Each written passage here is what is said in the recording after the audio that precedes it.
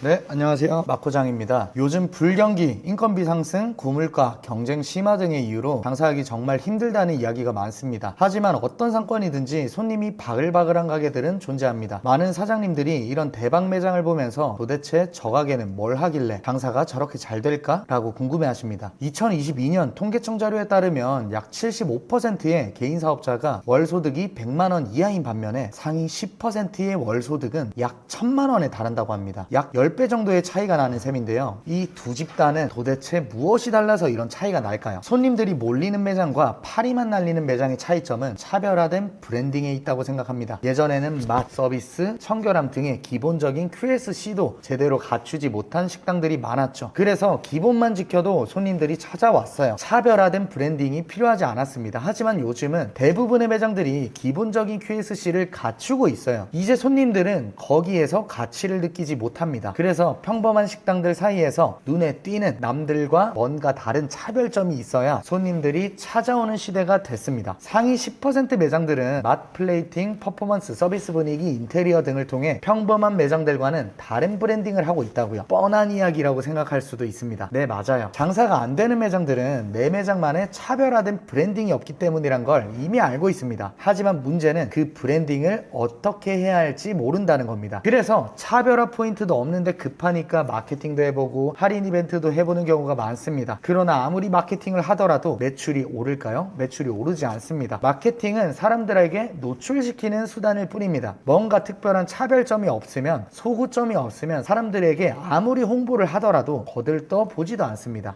마케팅이라는 기름을 붓기 전에 차별화된 브랜딩이 있어야 된다는 거죠. 그럼 차별화된 브랜딩은 어떻게 만들 수 있을까요? 첫 번째는 철저한 시장 조사입니다. 오픈하고자 하는 지역의 인구 통계, 소비 패턴, 경쟁 식당들을 분석해야 합니다. 이를 통해 어떤 종류의 음식과 서비스가 지역 주민들에게 인기가 있는지 파악할 수가 있죠. 실제 사례를 하나 들어드리겠습니다. 제가 얼마 전에 만났던 사장님은 홍대에서 브런치 카페를 하셨는데 주변에 20, 30대가 많다는 것만 보고 시작을 하셨어요. 그런데 알고 보니까 메인 거리만 20, 30대가 많지 정작 사장님 매장의 주변에는 직장인이 많은 곳이었어요. 브런치 수요가 있기는 했지만 빠르게 먹고 갈 수 있는 메뉴가 필요했던 겁니다. 결국 메뉴 구성을 다 바꿔야 했습니다. 그래서 꼭 체크하셔야 할 것들이 있습니다. 주변 500m 반경 내 경쟁업체가 몇 개나 되는지, 점심시간대 유동인구가 얼마나 되고, 주요 고객층은 누구고, 평균 객단가가 얼만지, 이런 거 하나도 모르고 시작하면 분명히 실패할 거예요. 두 번째는 명확한 타겟 고객층을 설정하는 거예요. 누구를 주고객으로 삼을지 정의해야 합니다. 연령대, 성별, 소득 수준, 라이프 스타일 등을 고려해서 구체적으로 설정하세요. 우리는 다 받는다, 남녀노소 다 받는다라는 생각은 제발 버리세요. 다 잡으려다가 다 놓치는 거예요. 세 번째는 브랜드 스토리입니다. 브랜드 스토리는 고객이 식당에 감정적으로 연결될 수 있도록 도와줍니다. 창업 배경, 식당의 철학, 특별한 이유 등을 담아서 스토리를 만들어 보세요. 여기서 중요한 점은 이러한 스토리를 어떻게 전달하느냐입니다. 제가 해산물 매장을 운영할 때 휴먼스토리에 출연해서 260만 뷰가 나오고 전화가 하루에 500통 넘게 폭발하고 입사 지원이 200건이 넘게 들어왔었습니다. 여기 제가 휴먼스토리에 출연해서 그때 보여드렸던 내용은 단순히 저희 매장을 나타낸 게 아니라 제 스토리를 보여드렸다고요. 제가 어떻게 실패의 과정을 겪었고 어떻게 이 매장을 창업하게 됐으며 지금까지 이렇게 매출을 올리기 위해서 어떠한 노력들을 했는지 그 제 철학과 창업 배경과 그 특별한 내용들이 260만 뷰를 끌었다고 생각을 합니다. 이렇게 저처럼 휴먼스토리를 출연을 굳이 하지 않더라도 SNS로도 할 수가 있고요. 네 번째는 인테리어와 로고, 간판, 유니폼, 메뉴판 등을 외관적으로 보여지는 부분을 일관성 있는 디자인과 색을 이용해서 브랜드의 정체성을 시각적으로 표현하는 겁니다. 예를 들어서 전통 한식당이라면 전통적인 장식과 목재 가구를 사용해서 일관된 분위기를 조성해야 돼요. 그리고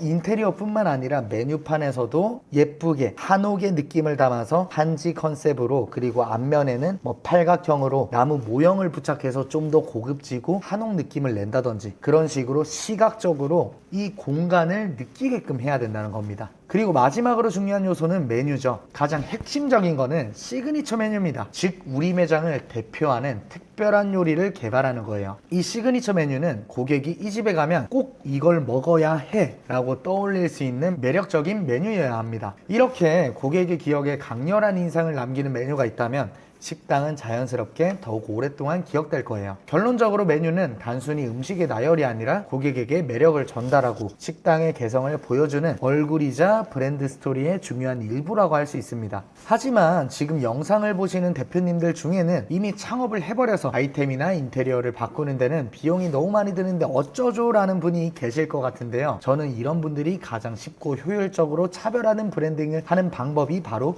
플레이팅을 바꾸는 거라고 생각합니다. 예를 들어서 제가 아는 대구의 빙수집은 짜장면 빙수라는 메뉴가 있어요. 그게 그냥 일반적인 빙수고 짜장면처럼 보이는 거예요. 빙수가. 이런 식으로 평범한 식당들과 다른 독특한 플레이팅을 만드는 거예요. 가장 쉽고 빠른 방법은 좋은 레퍼런스를 찾고 그것들을 벤치마킹해서 조합하거나 뭔가 다른 하나를 추가해서 발전시키면 됩니다. 그렇다면 벤치마킹은 어떻게 할까요? 구글, 네이버, 유튜브, 인스타그램, 픽사베이 등에서 독특한 특별한 인기 있는 유행하는 신기한 등의 키워드를 메뉴 앞에 넣어서 검색해서 쭉 보다가 멈칫하는 메뉴들을 리스트에 넣어놓고 이렇게 검색해 나온 메뉴들을 실제로 시험해보면서 시행착오를 겪어야 된다는 거죠. 이건 재능이나 주변 환경이 달린 것이 아니라 실행력이 결국에 중요합니다. 불경기라고 어렵다고 하지만 여전히 잘 되고 줄 서는 맛집들은 넘쳐납니다. 자영업 양극화가 일어나고 있는 거죠. 그러니 꼭 될 때까지 실행하고 시행착오를 거쳐서 수정 반복을 거듭하면서 손님들이 좋아하는 반응이 나올 때까지 플레이팅을 한번 개발해 보세요. 만약 시간이 부족하거나 혼자 하기 어렵다면 아래 고정 댓글을 통해서 문의 남겨주시면 제가 도와드리겠습니다. 그럼 오늘도 많이 파시길 바랍니다. 감사합니다.